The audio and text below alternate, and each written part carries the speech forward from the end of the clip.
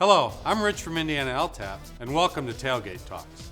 Today we're going to talk about tire safety for snowplow drivers. Keeping our equipment in good working order with pre-trip and post-trip inspection goes a long way to keeping us safe.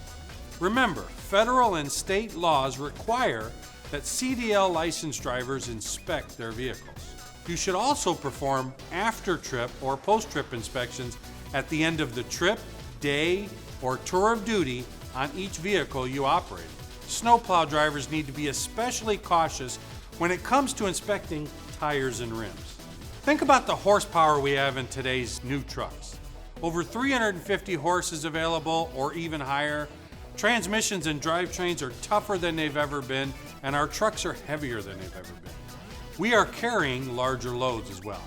Something has to give. All that power ends up here at the tire and rim. This is where the power and weight are transferred into forward momentum. When we're out plowing, we run our tires along the pavement's edge, we hit curbs, raised medians, and all that ice and debris that comes off the edge of our plow can and will damage those tires. So we're not your average over-the-road truck. We have to look at things a lot closer than most. Sidewall damage is common in plowing and is serious.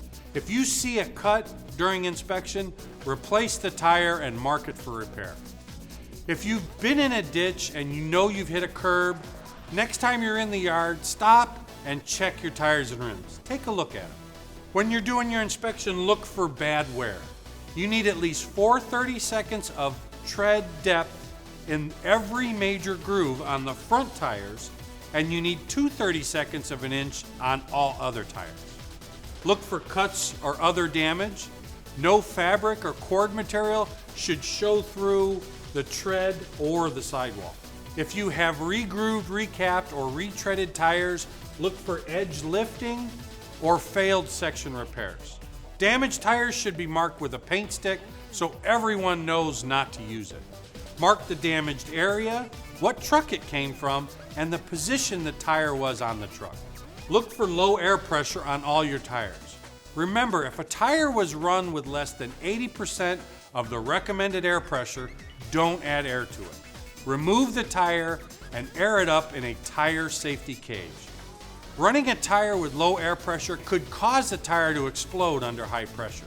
Don't guess, ask for assistance if you're not sure.